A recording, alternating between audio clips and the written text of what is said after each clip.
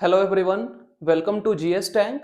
GS tank में आपका बहुत बहुत स्वागत है, जहां पे हम डिस्कस कर रहे हैं इंटायर इंडियन पॉलिटी यानी संपूर्ण भारत के राज व्यवस्था पे। और कल हमने कंप्लीट किया था वाइस प्रेसिडेंट ऑफ इंडिया, मतलब भारत के उपराष्ट्रपति को हमने कल कंप्लीट कर लिया था, और दो अलग अलग वीडियोस के माध्यम से। तो अगर आपने उन दोनों वीडियोस को अभी तक नहीं देखा है तो आप प्लेलिस्ट में जाकर उन वीडियोस को देख सकते हैं, ठीक है। और उसके आगे मतलब आर्टिकल 72 तक हमारा हो चुका था, ठीक है। तो आज हम पढ़ने वाले हैं अगला और नया टॉपिक, जो कि है काउंसिल्स ऑफ मिनिस्टर्स, ठीक है, जिसको हिंदी में बोला जाता है मंत्री परिषद। तो आइए उसको स्टार्ट करते हैं। काउंसिल्स ऑफ मिनिस्टर, इसका हिंदी में बोलते हैं मंत्री परिषद।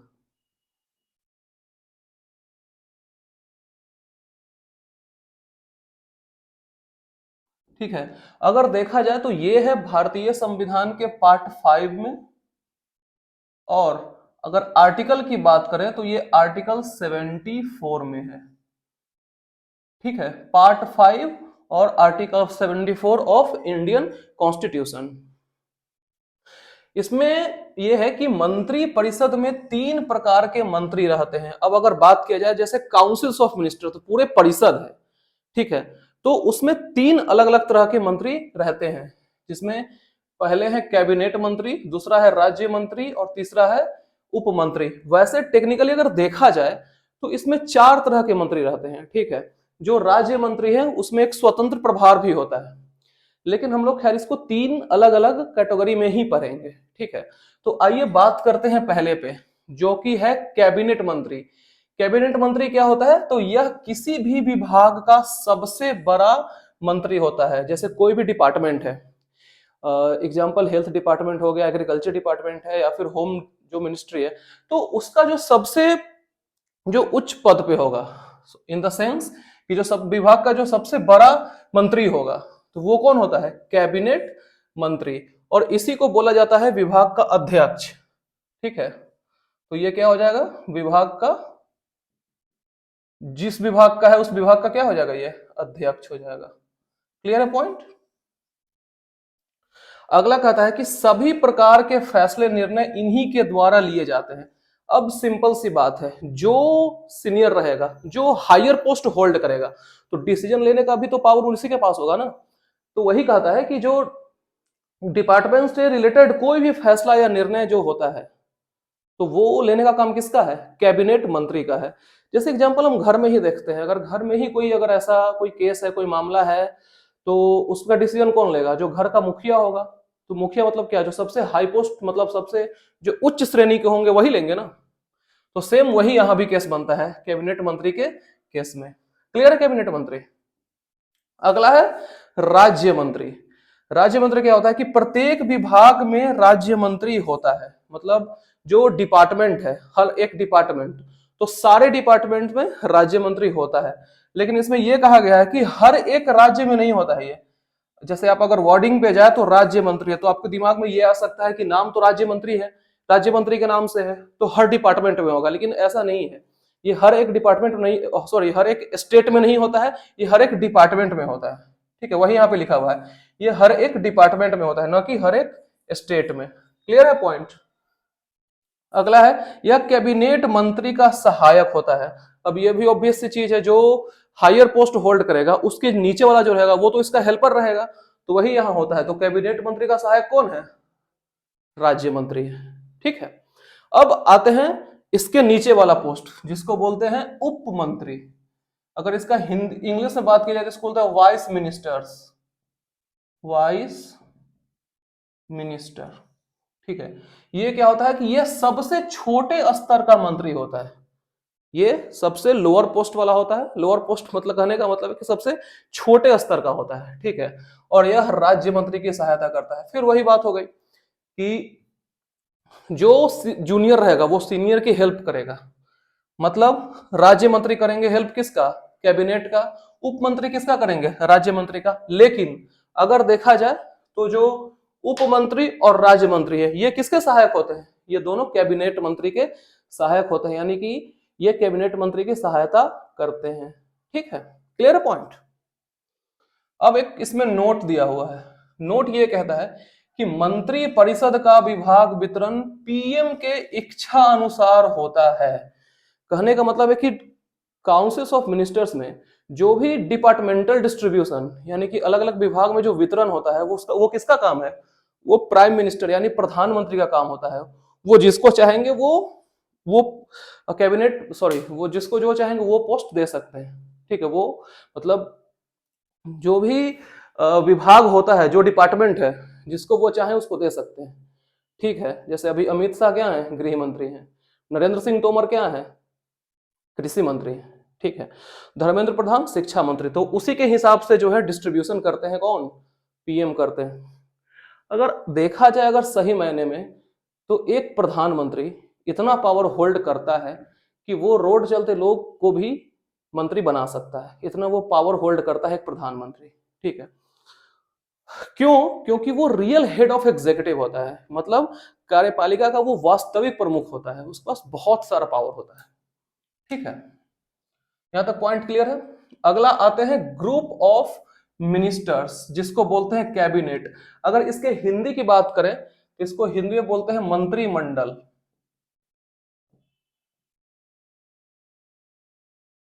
ये था मंत्री परिषद, ये है मंत्रिमंडल। इसमें क्या होता है कि इसमें केवल, शब्द केवल लगा हुआ है, उच्च श्रेणी के मंत्री ही रहते हैं। मतलब जो अपर पोस्ट के जो मंत्री रहते हैं वही इसमें सिर्फ रहते हैं। जिसमें कौन है? कैबिनेट मंत्री। इसके हिसाब से देखा जाए तो ये भी हायर पोस्ट के मंत्री हैं, मतलब ऊपर लेवल के हैं। और ये जो कैबिनेट मंत्री मतलब सेम ये भी हायर पोस्ट के ही हैं। मतलब जो कैबिनेट होता है यानी कि जो मंत्रिमंडल होता है उसमें सिर्फ उच्च श्रेणी के ही मंत्री रहते हैं। ठीक है, और दूसरा में लिखा हुआ है स्वतंत्र प्रभार राज्य मंत्री। देखिए, स्वतंत्र प्रभार कहने का यह मतलब है कि अगर कोई डिपार्टमेंट है, ठीक है, तो किसी डिपार्टमेंट का अगर कैबिनेट मंत्री अब्सेंट है, ठीक है, किसी डिपार्टमेंट का कैबिनेट मंत्री अगर अब्सेंट है तो उस विभाग के राज्य मंत्री को ही स्वतंत्र प्रभार कहा जाता है। समझ में आ गया? फिर से बता देते हैं। अगर किसी डिपार्टमेंट में, किसी विभाग में अगर कैबिनेट मंत्री एब्सेंट यानी अनुपस्थित है तो उस विभाग के राज्य मंत्री को स्वतंत्र प्रभार कहा जाता है। तो इसमें अगर देखा जाए सही तौर पे तो सिर्फ कैबिनेट मंत्री ही होता है, लेकिन अगर ये एब्सेंट रहता है तो स्वतंत्र प्रभार को भी इसमें इंक्लूड कर लिया गया है। किसमें? कैबिनेट यानी मंत्रिमंडल में। क्लियर है इतना पॉइंट? अब इसमें एक दो चीज और आप जान लीजिए। जैसे आपका काउंसिल्स ऑफ मिनिस्टर यानी मंत्री परिषद है, वो एक संवैधानिक पद है। मतलब कहने का मतलब है कि इसका उल्लेख जो है वो संविधान में है। और किसमें है? आर्टिकल 74 में है। लेकिन जो कैबिनेट है, जो मंत्रिमंडल है, उसका उल्लेख संविधान में नहीं है। ठीक है, तो आप सोच रहे होंगे कि फिर ये पढ़ क्यों रहे हैं कैबिनेट के बारे में? तो पढ़ इसलिए रहे हैं क्योंकि आगे चल के इस कैबिनेट शब्द को संविधान में ऐड कर दिया गया। कैसे ऐड किया गया? 44वां संविधान संशोधन अधिनियम 1978 के तहत। ठीक है, कैबिनेट शब्द का जो एडिशन है संविधान में वो किया गया है 44वां संविधान संशोधन अधिनियम 1978 के तहत। क्लियर है पॉइंट?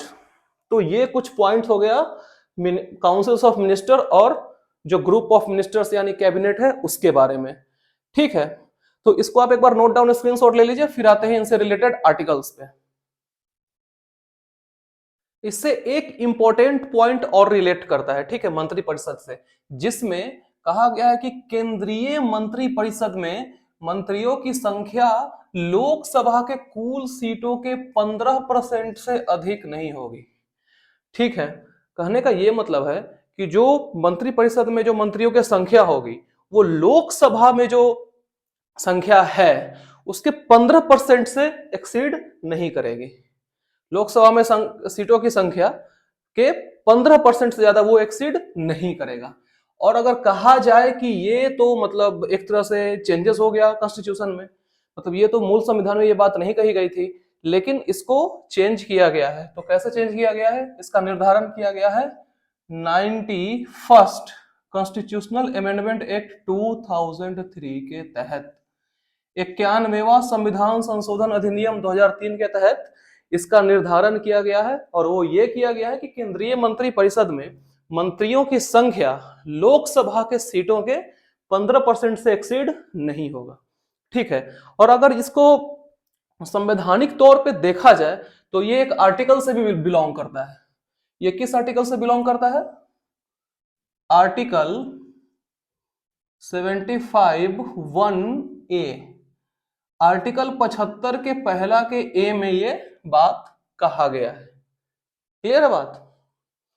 आते हैं अगला, जो कि इसका पहला आर्टिकल है, जो कि है आर्टिकल 74। आर्टिकल 74 ये कहता है कि राष्ट्रपति को कार्यों में सलाह एवं सहायता के लिए एक मंत्री परिषद होगा जिसका अध्यक्ष पीएम होगा। कहने का सिंपली तौर पे ये मतलब है कि जो article 74 completely council of minister से रिलेट करता है और वो यही कहता है कि एक मंत्री परिषद होगा और वो क्या करेगा कि राष्ट्रपति को सलाह एवं सहायता करेगा। ठीक है, और उसका चेयरमैन कौन होगा? तो उसका चेयरमैन होंगे पीएम। जो प्राइम मिनिस्टर होंगे वो काउंसिल्स ऑफ मिनिस्टर्स के चेयरमैन होंगे और साथ ही साथ वो कैबिनेट के भी चेयरमैन होंगे। मतलब जो प्राइम मिनिस्टर होंगे वो मंत्री परिषद प्लस मंत्रिमंडल दोनों के चेयरमैन यानी दोनों के ये अध्यक्ष होंगे। ठीक है, अगला है 75A 1। वो ये कहता है कि यह अनुच्छेद कहता है कि प्रधानमंत्री की नियुक्ति राष्ट्रपति करेंगे। मतलब जो प्राइम मिनिस्टर का जो अपॉइंटमेंट होगा, जो नियुक्ति होगा, वो कौन करेगा? वो राष्ट्रपति करेंगे अंडर डिस्क्रिशनरी पावर।